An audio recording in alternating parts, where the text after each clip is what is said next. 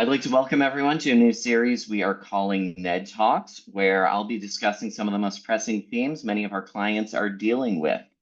So in these videos, I will strive to highlight many of the most exciting events in the recent news and build off of those by raising potential downstream implications we will need to consider with our various industry stakeholder clients. Thank you for joining.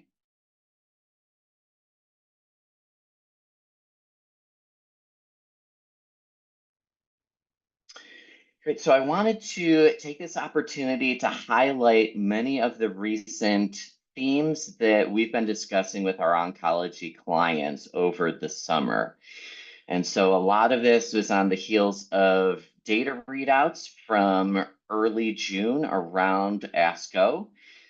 Obviously, Revolution Medicine's plenary session and data release in pancreatic was the most attention grabbing, but we've seen a lot of early success with other targets, notably Merck's CCAM targeting asset, AbbVie's MET targeting ADC, Claudin targeting ADCs that have tremendous potential across GI tumors.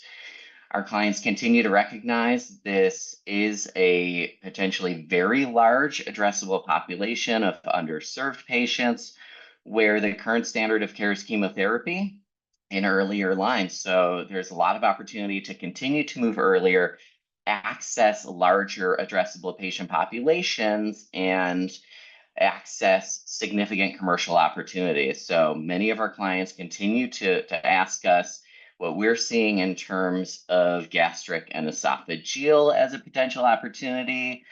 Not surprisingly, continued interest in colorectal, a lot of development in liver cancer, as well as pancreatic building off of RAS targeting strategies.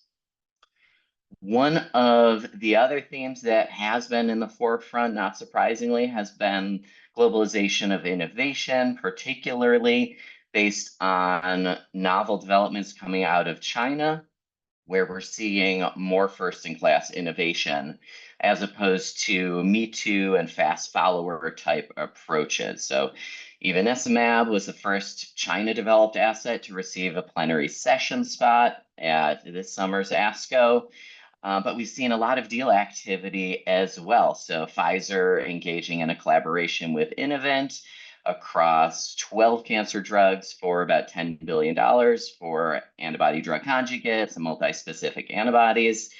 We know China has built up their early stage trial infrastructure to the point where it now has 4 times the number of US phase 1 trial initiations. And our clients continue to ask us how they should view China.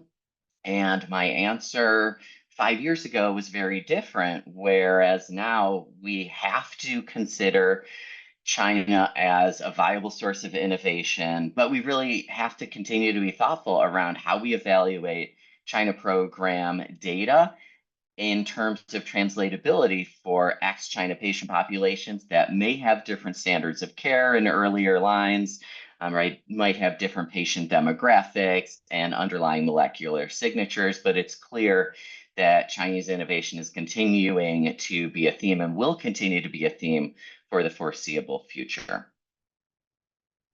We have also seen an increasingly active investment landscape.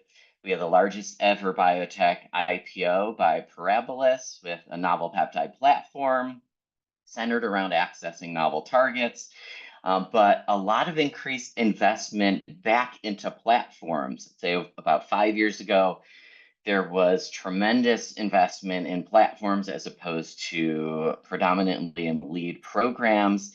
That pendulum swung away from platform investment more toward program focused strategies. And we're seeing many companies, notably Lilly, dive back into investing in broadly applicable platform technologies like Colonia, like Crossbridge, like Orna, all within the past 6 months. On the Colonia front, we've seen in vivo cell therapy approaches and in vivo CAR T continuing to show successful early data and garner significant excitement and investment. It is unclear how differentiated those approaches are going to be against auto CAR T therapies, as well as other types of modalities going after the same targets like BCMA and CD19. But that'll be an exciting area to watch that we're going to keep on tracking very closely.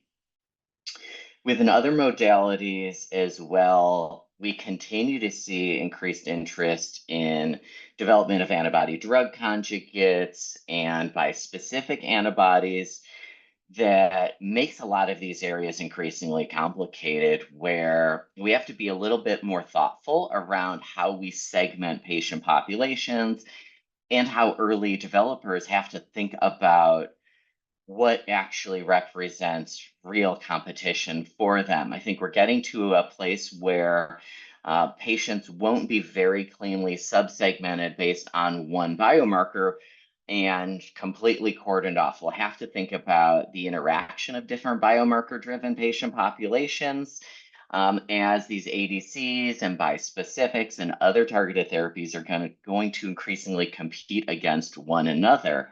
And our clients are going to have to be more and more thoughtful around how they think about defining biomarker driven patient populations, especially as the story gets more complicated around low and ultra low HER2 expressing populations being addressable by HER2, for instance, right? It's not necessarily a binary decision anymore. So we have to figure out how to strike that balance as we're informing portfolio strategy between a target being significantly de-risked and ultimately being too crowded as developers are going after a lot of the same targets.